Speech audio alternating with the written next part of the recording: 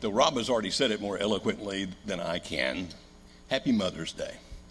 We appreciate all you mothers. We understand that some mothers are women who actually have birthed children. There are other women who are mothers who never have actually birthed a child but have been mothers, like they have adopted children, and we honor them just as much. And there are other women who have been mothers to many of us, who have been mothers in Israel, to use an Old Testament phrase, that have taken care of so many people in so many ways. My mother is here today, and I'm happy about that.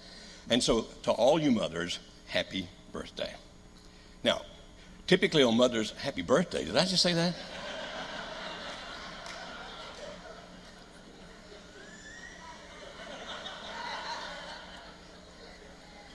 I'm trying to remember what medicine I took this morning.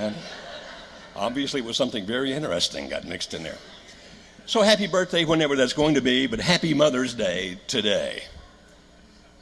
The problem is they're videoing this. This is going to go all over the world. All right. We're talking about heaven. It started last week, want to continue this week. I didn't actually get as far as I thought I would last week, because as we talk about heaven, understand that it's going to be a real place. It's actually going to exist. It's not something that exists as a fantasy. It's not something that's just a mist, some vapor. It's not going to be floating around on clouds and playing harps. As a matter of fact, the Bible teaches that there will be a new heaven and a new earth. That literally, that this earth will be rejuvenated. It'll be changed, because what is now will be destroyed, and what was once will be made new all over again. Now, there are a lot of passages I need to get to talk about that. But last week I started with the idea of what kind of bodies are we going to have.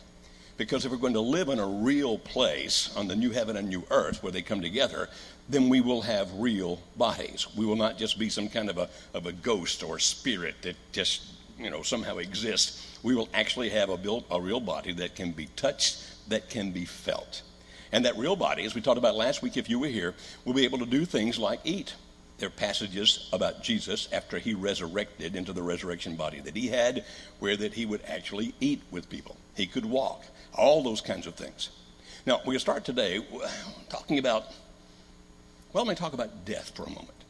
Now, I hope I can make this make some sense. In the Bible, the word death means separation. So when it talks about physical death, James 2:26 says that's the body and the spirit when they separate. So that's what we call physical death. But there are other deaths as well. For example, when we're separated from God, that's a spiritual death. And so in the Garden of Eden, where Adam and Eve were, they were told they could eat of the fruit of every tree except one.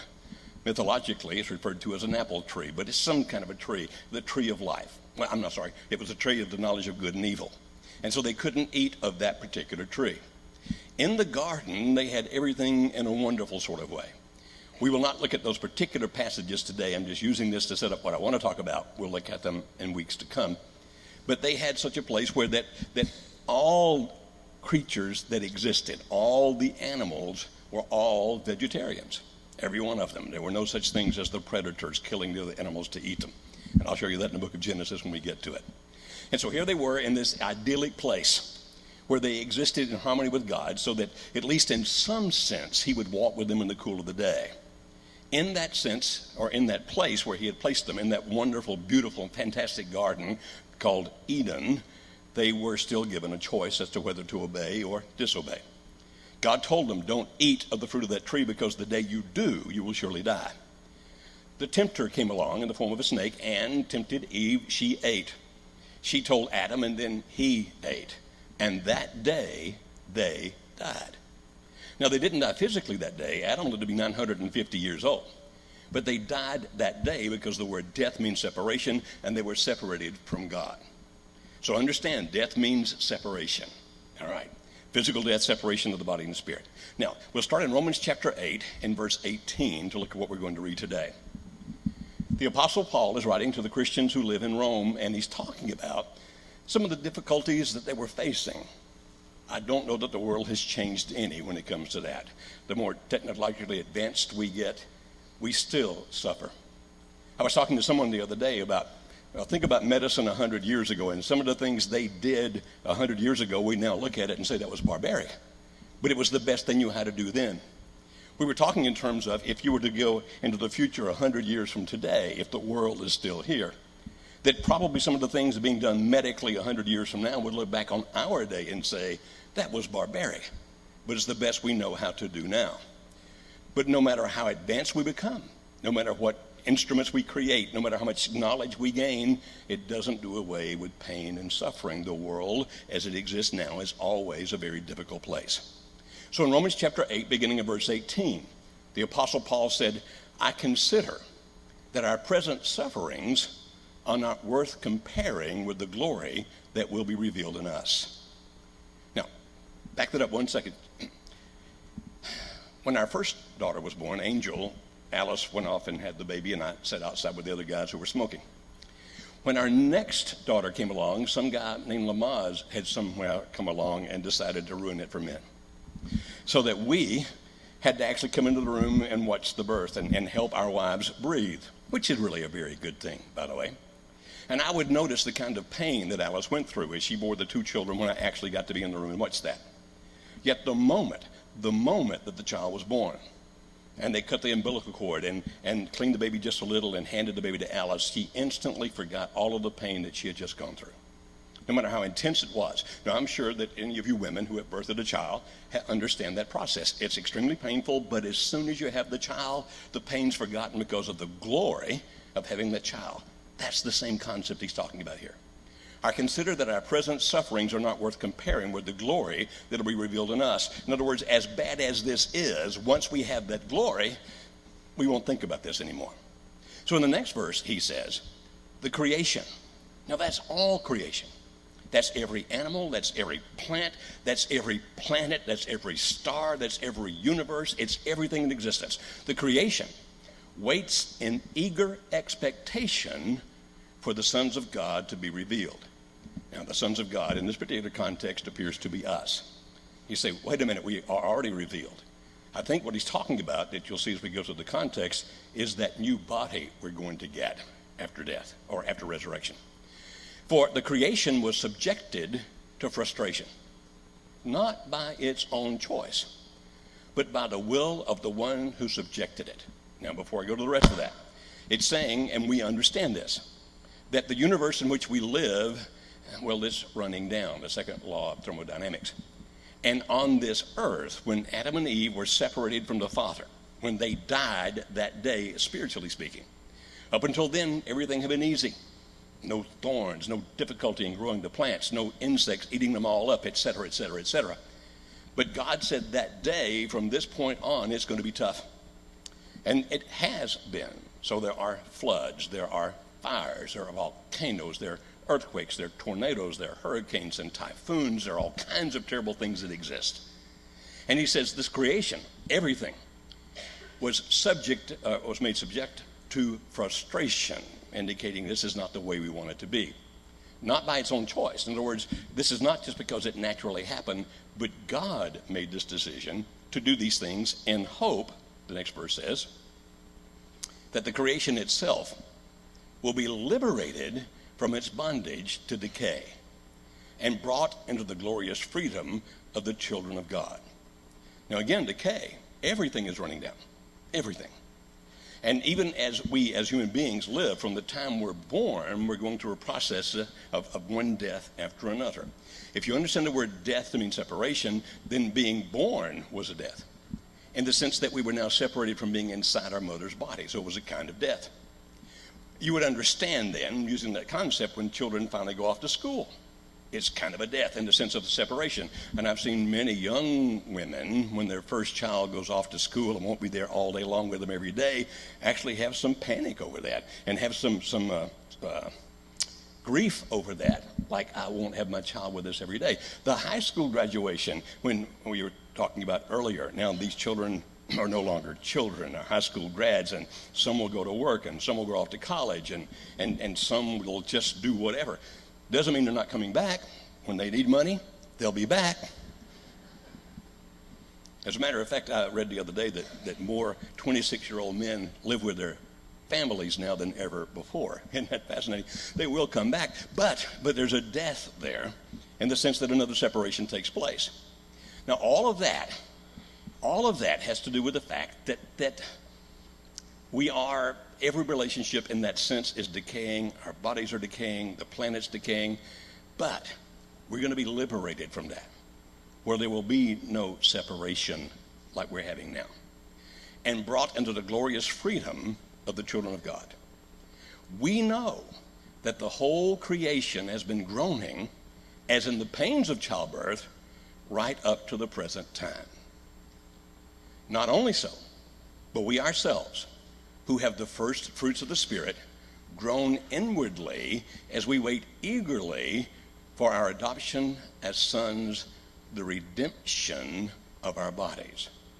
Now, interestingly, as I was driving over today, I like to listen to the Lutheran Hour when I'm driving to church on Sunday morning. I just think that they have some really fascinating stuff on 6:50 a.m. And this morning, I was actually explaining about redemption. Redemption is when you buy something. That's what it means. And so if you had a coupon and you went to a store and you turned in the coupon to redeem it, then that would work for you. Now, he says the redemption of our bodies, what he's talking about is this. And it is a glorious body, according to what we read last week in the passages in Philippians. What's going to happen is that when we resurrect, we'll get a new body, and that new body is a redemption of the old body, but it's not the same old body. Now, that's what we were talking about last week. And so now, finally, I can get back to where I left off. All right. You see, as I mentioned last week, some people then believe that when we have that resurrection body, when we get the new body, that we will not have any memories of this life.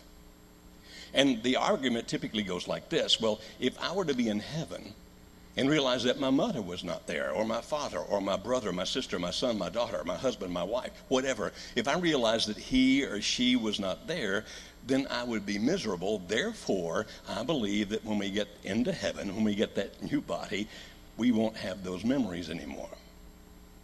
Now, I understand people wanting to believe that because of the great sadness they think about when they think, how could I be in heaven forever and somebody that I love very dearly will not be there?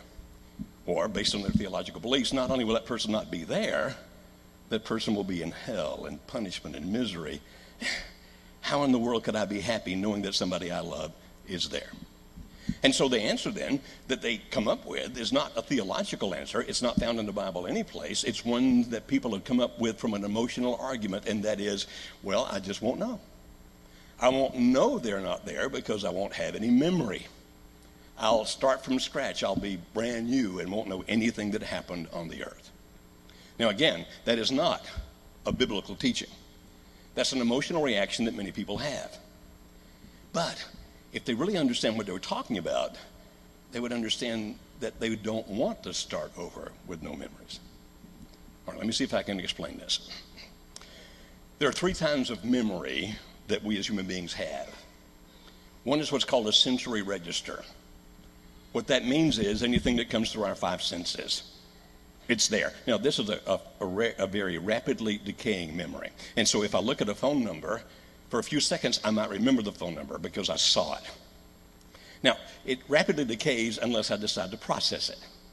So then we come to the second kind of memory, which is called short-term memory. Now, short-term memory is also rapidly decaying, but not quite as fast as the first. So I look at that phone number, and I want to dial it on my phone, so I make myself remember it in the short term. Short-term memory is kind of like a scratch pad or a desktop on the computer, okay? It's like I say it to myself a few times in a row and said it to myself a few times in a row, and then I come over here and dial it.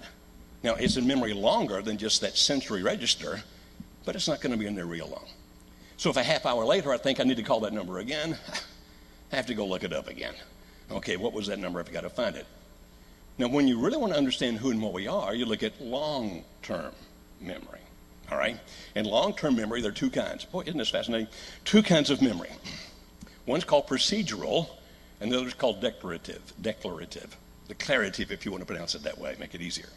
Procedural basically says this, that there's certain things I learn how to do that I remember for the rest of my life. For example, I might get on a bike, and it's been many years since I've been on a bicycle, but I'll still be able to ride the bike. It's what's called procedural memory. Once you learn how to do it, it's just in there from now on. That's the reason, by the way, we don't have to learn how to walk again every morning when we wake up. It's procedural. Everybody with me? Now, the declarative or declarative memory, this begins to make me who I am. All right. One of those is called semantic memory. Semantic memory basically says this, that even if I were to have retrograde amnesia, in other words, I can't remember who I am or my history or anything else, I would typically still have semantic memory. Semantic memory is like, I know to go on the green light, I know to stop on the red light. I know that Tuesday comes after Monday. Okay, so it's there. Now it's that last kind of memory, though, that makes an individual unique. Okay, it's called episodic memory. Episodic memory are all the experiences I've had in my life. Not necessarily the way they actually happened, but the way I remember them happening, and the way I think about them, how I feel about them. Are you with me so far? Now that's what makes me unique, so I can tell you that I really, really like my third grade teacher. I have an episodic memory. Can't remember her name, but I remember what she looked like. She was just basically a round person, and very, very sweet and very nice. I also remember my fourth grade teacher, who was rounder than my third grade teacher, who was as mean as a snake. Anybody have any teachers like that? You look back on your history and go, oh my, I remember her as well. I remember vividly her coming to my home trying to convince my mother to allow me to go to a class party that was going to be had at a lake where they were going to go swimming. I had not yet learned how to swim. That's right, fourth grade, I still didn't know how to swim. And so my mother just said, no, he can't go. Whereupon the teacher said, I'm telling every parent I'll be personally responsible and I'll bring back your child safely. My mother didn't buy it and I didn't go. Joe Coates' mother bought it. He drowned. I remember it vividly. Wondering how must she feel? I can remember her name, by the way. How could she feel? How does she feel knowing that she said, I'll be personally responsible for the life of your child? And the child drowns. Now that's episodic memory. It's part of my life. It's part of what makes me who I am. I remember good things. I remember neutral things. I remember bad things. I can remember tripping in the cafeteria and spilling all of my food and all the kids laughing at me. Anybody else have memories like that? All these memories, that's what makes me who I am. Now, retrograde amnesia is the loss of episodic memory. It means you don't remember your experiences. You still have semantic memory. I go on the green light, I stop on the red. But you don't know who you are anymore. Now, if you're thinking, well, that would be ideal, that would make it heaven. It would not. Have you been around anyone with Alzheimer's? Now, typically, they lose the more recent memories and still have some of the older memories. But have you seen how confusing it is in life when they can't really remember what's happening, who they are, what's going on? Once in my life, I had a temporary retrograde amnesia. It was after we moved to Nashville. It was like 2003 or so. A church out in Texas had lost their minister, and so they were flying me out there every Sunday to fill in for them until they found a minister, and I went several weeks in a row. I would always fly out on Saturday morning, fly back on Sunday afternoon. And one Saturday morning, I was just terribly sick, had a sinus infection all clogged up. And I remembered that somebody had told me that if you get into the shower, put yourself over in the corner and sit down where the hot water can't hit you. Turn the hot water on as hot as it possibly can and try to breathe in as much of that steam as possible. It can clear up your nose. Now you understand, looking at my nose, this is a major issue. And so that's exactly what I did. I squeezed myself into the corner, turned the water on as hot as it would, aimed the shower head the other way, tried to breathe that in as deeply as I could. My next memory, in other words, a piece of time is just missing. I was sitting in my bedroom, dressed. There was a suitcase on the bed that was open. I didn't know who I was. I didn't know where I was. I didn't know what was going on. A woman walked into the room that was vaguely familiar. It was Alice, but just vaguely familiar. And I asked her the question. I see my suitcase is open, or I see a suitcase is open. Am I going somewhere? She thought I was just being tacky, and so she responded by saying, I don't keep up with your schedule. Then it dawned on her, he really doesn't know. We found out later I'd gone downstairs and talked to our oldest daughter. I'd asked her what day of the week it was. At least I had still had my procedural memory because I'd put my clothes on first, which is a good thing, trust me. But my clothes on first, and I want to tell you, it was absolutely terrifying. not to know who you are, where you are, why you are. I could have still driven a car. I could have still stopped at the red light and gone on the green light. But all the episodic memory was gone. All of it. Now, having experienced that for just a few minutes, now, I called my doc and talked to him, and he told me it was because of the steam. I'd gotten way too hot, et cetera, temporary retrograde amnesia, probably never have it again, and et cetera. But I'm telling you, it is absolutely terrifying not to know who you are or where you are, what you're about. You might be saying, well, it might be for me. I don't think so. Because then you lose everything that makes you unique. And so if when we get to heaven, when that new heaven and that new earth, if we have that new body and we have no memory at all, it's as if we never existed before. It's as if we have never, ever lived. Yet we find in the New Testament teaching such as this. Jesus would say, lay up your treasures in heaven. Well, if I'm laying up my treasures in heaven, I have some expectation of getting those treasures and understanding what they are. The Apostle Paul would talk about that how we do in life. He actually talks about people who are saved, people who are going to heaven, and he talks about the various accomplishments they had. Now understand, nobody goes to heaven by their own accomplishments. Not one. Nobody. All of us who go to heaven by the grace and mercy of God. I did not earn it. And yet the Apostle Paul teaches to the Corinthians that there are actually levels of reward that come based on what we've accomplished on earth. And so in heaven, when we get there, some people who have done a great deal for the Lord will be rewarded for that great deal. Now, anybody who gets to heaven is going to be happy. It's going to be a happy and wonderful place. But some people will be rewarded more. Now, how would I even understand what that's about if I don't know who I am or why I'm there? And so we will have memories. Additionally, this new body that we get, based on everything I can see of the New Testament, will still be the same ethnicity. Now, you might be saying, what in the world are you talking about? Okay. When Jesus resurrected with his new body, you would understand that when people go to various parts of the world, sometimes different people look different than each other, but he still lived in a Jewish area. Now, he was only back in that body for a few days, but he walked in and around in a Jewish body. He was still seen to be that. In addition to that, when John writes in the Revelation letter in chapter 7, he talks about all the people that he saw who were already saved, and he said he saw people of every nation, every tribe, every tongue, indicating that he knew there were differences in those people. They somehow could still be separated in the way that they looked.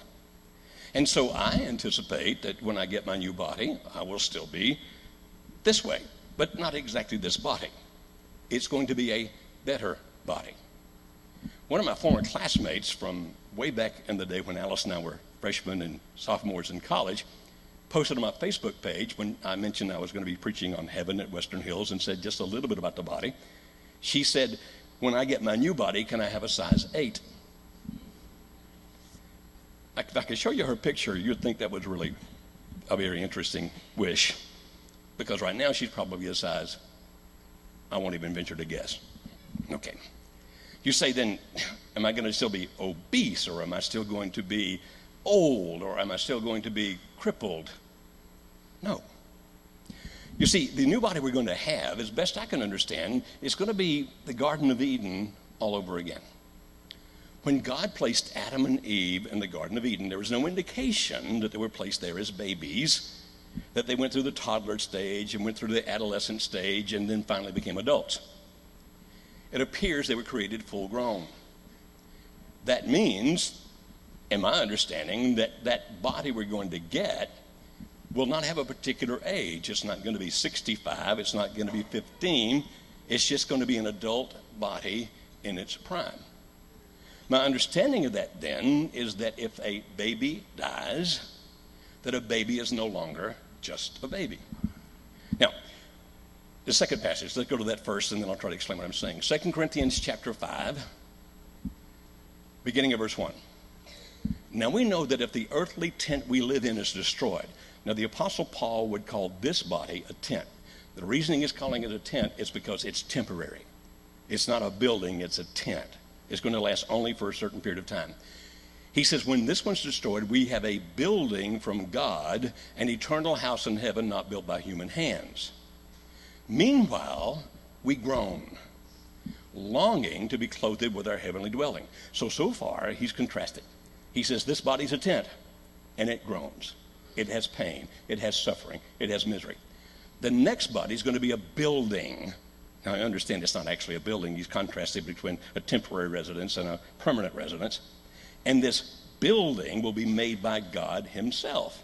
Now, in the tent, I groan.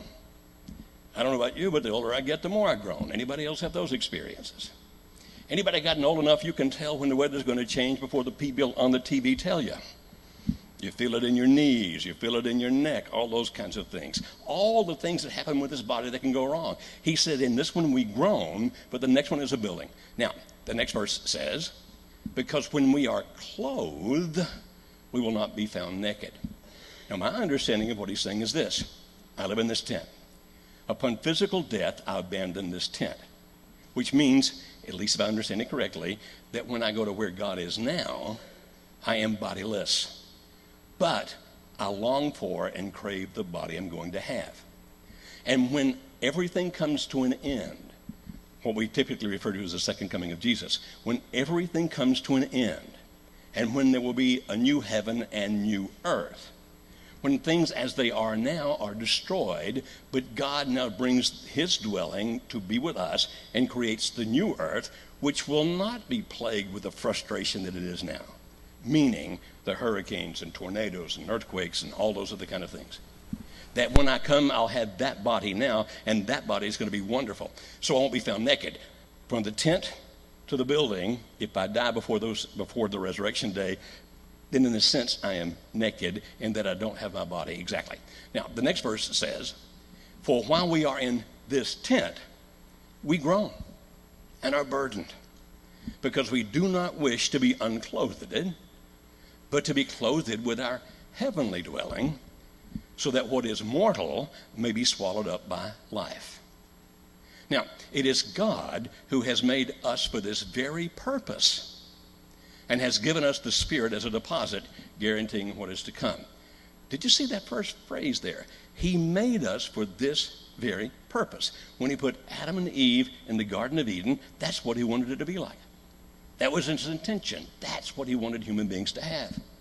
We human beings messed that up.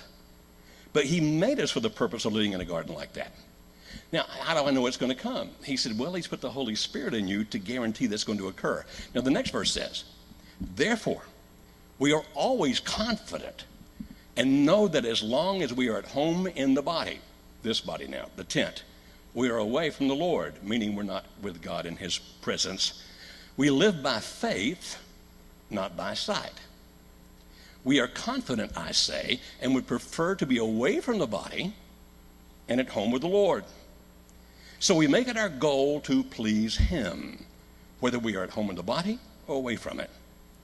For we must all appear before the judgment seat of Christ, that each one may receive what is due him for the things done while in the body, whether good or bad.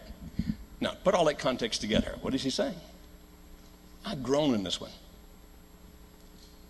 It's not what I want it to be. And sometimes living in this one, I mess up. I just mess up. I don't want to always live in this body. You think about it. If somebody came up with a pill and said, you just take this once a year and you can live as long as the earth stands, but you will continue to age, which means that your body continues to change and modify. You begin to shrink. Anybody notice that? I've finally figured out what's happening. I'm settling. I'm actually settling. I'm not nearly as tall as I used to be. And I also know where that height went. It didn't go away. It changed into girth. And so in this process, this body, we don't really want to live in this body forever. This body has flaws. It has flaws. And so when we get that next one, there are no flaws. And so in the next body, there are not going to be people who have bad knees. They're not going to be people who are quadriplegics or paraplegics. They're not going to be people who are mentally retarded. They're not going to be people. All of that goes away. And we have this wonderful, perfect body. Now, what he's saying here is, when he says we live by faith and not by sight, people would go, but we haven't seen that yet, therefore we don't know if it exists. This is what faith is about. If you understand that God has made us for this purpose, then God wants us to be in the new heaven and new earth in that new body. Now, back to the baby thing for a minute. I presented this at a church once on a Wednesday night where we had a class and people were talking back to me. And I remember one brother, actually he was a minister on the staff, got extremely angry with me when I said that when a baby dies, a baby is no longer a baby. That whether we're a baby or a very old adult, all of that's a function of this tent. All of that's a function of this body, which is not perfect. And once we no longer live in this body, we're all going to be the same age, because age as we count it now is only how we measure what happens to this body. He became furious. He said, if you die a baby, you stay a baby for eternity. And I'm thinking, I don't see any value to that. Being a baby, are they going to have a nursery in heaven? No, we're all going to be the same. Now, the difference in the baby dying and me dying is that the baby will have no episodic memory. The youngest person I ever officiated a funeral for was 9 days old. 9 days old. I remember the parents being absolutely devastated. Partly thinking, it was their first child. Partly thinking, what have we done wrong? How did we mess up? How did we cost our child's life? They did an autopsy and found out that the child had a tremendous heart defect that even the greatest surgeon couldn't have fixed, and that gave them some comfort. We didn't do something wrong. But when we were doing the funeral, and here they were, we married and we looked forward to our family, and this is our first child, but only for 9 days did we get to hold this child in our arms, suckle this child at his mother's breast. We had all these thoughts and plans about his future, what it would be, and it's gone. And I talked about this. Your child is no longer a baby. My guess is that when a baby dies and they're met by the angels, and all of a sudden they're like the rest of us, ageless in the spirit, they may be asking questions like, who am I? Where am I? What went on? How did I get here? You say, but if a baby has no episodic memory, then, how much of your identity is based on the stories you've heard from the people that you love? We used to sit on the front porch and listen to my grandfather tell us stories from his childhood. My mother's with us, and often we'll sit and ask her about certain things from her childhood and earlier in her life. And part of my identity is not just those things I've experienced, but the things that my mother has experienced and her mother before her has experienced. And I really do think that when we get to heaven and we meet those dead who are now alive, children, that part of how we help them create their identity is by telling them about their ancestors. Telling them the things that they didn't get to experience, but they can experience vicariously through us. And so, that body we're going to have, if we really truly believe it, it's going to be with God forever. And there will be no more death. Meaning that body is never going to separate from the spirit. Meaning that once we're there, there's not going to be a separation of relationships. We're not going to be doing like we do now. Now, we're not all going to live in the same place. Now, that's kind of giving you a preview for next week. We're not going to live all in the same place. We will live all in the same place in the sense that we're all in the new earth, but I don't think all of us are going to be in the same house. And because I have my memory, and my memories are filtered by all of my other experiences, I will still be male. Because part of how I interpret my experiences is through my being a man. If you're a woman, part of how you've interpreted your experiences is because you're a woman. Now, at that point, you're probably thinking, but wait a minute, didn't Jesus say that in the next life we'll be like the angels, neither marrying or giving in marriage? That's correct. There'll be no marriage in the next life. But I will not lose my male identity.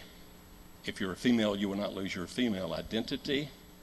It's not like all of a sudden all that experience is gone. All those memories are still there. Now, if we go with that, and again, If you'd like to make a donation to Marriage Helper, which is a Tennessee not-for-profit corporation, we have some books out there for whatever price you want to donate. You can have one of those books about heaven. If you don't have any money to donate but like a book, just take the book anyway. That's fine. That's what that's there for. It's not exhaustive. It's not going to answer all your questions, but it can deal with more than I'm dealing with here. But to kind of tell you what we talk about next is this. In Revelation, heaven is described as a place with streets of gold. Are we actually going to have streets of gold in the new heaven and new earth? Also in the book of Revelation, it says that heaven is 12,000 stadia long, 12,000 stadia wide, and 12,000 stadia high. That means it's a limited space. Does that mean that only all those kind of questions we start with next week? If we can help you, make your deed known while we stand and sing. Some glad morning when this life is o'er, I'll fly away